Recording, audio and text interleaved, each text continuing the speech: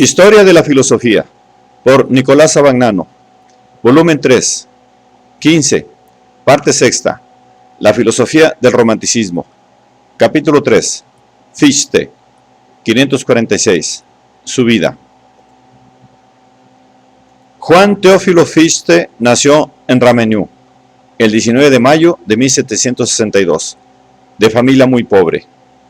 Siguió sus estudios de teología en Jena y en Leipzig, luchando con la miseria. Después fue preceptor en casas privadas en Alemania y en Zúrich, donde conoció a Juana Rahn, con quien más adelante contrajo matrimonio, 1793. En 1790 volvió a Leipzig y allí se puso por primera vez en contacto con la filosofía de Kant, que fue decisiva en su formación filosófica. Vivo en un mundo nuevo, escribía entusiasmado en una carta, desde que he leído la crítica de la razón práctica. Principios que creía irrefutables me han sido desmentidos. Cosas que no creía pudieran jamás demostrarse, por ejemplo, el concepto de la absoluta libertad, del deber, etc., me han sido demostradas, y yo me siento por esta causa mucho más contento. Es inconcebible qué respeto hacia la humanidad y qué fuerza nos da este sistema. Al año siguiente, 1791, Fichte fue a Königsberg para darle a leer a Kant el manuscrito de su primera obra, Investigación de una crítica de toda revelación.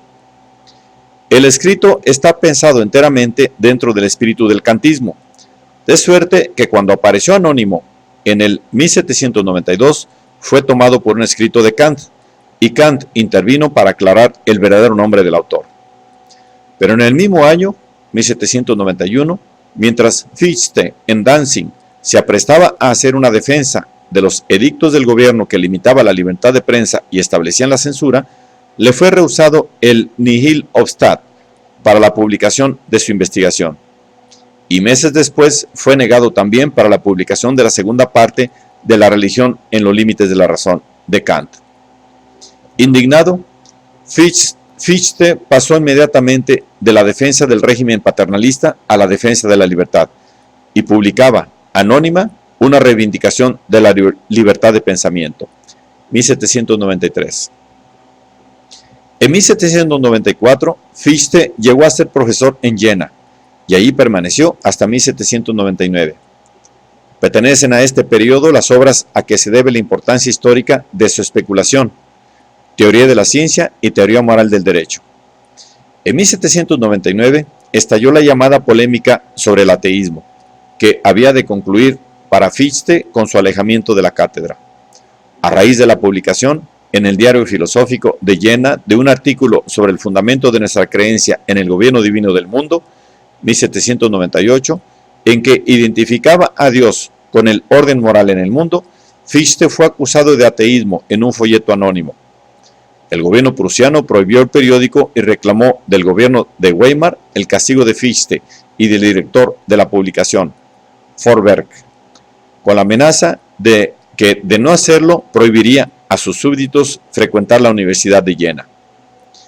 El gobierno de Weimar hubiera deseado que el claustro académico formulase un reproche, al menos formal, contra el director del periódico, pero Fichte, habiéndose enterado de este proyecto, escribía el 22 de marzo de 1799 una carta muy altiva a un miembro del gobierno, advirtiendo que si se formulaba la reprobación se despediría de la universidad, añadiendo la amenaza de que en este caso también otros profesores abandonarían como él la universidad.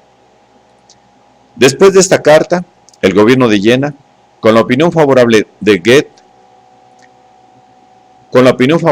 Goethe, que dicen que dijo en tal ocasión: un astro se pone y otro despunta.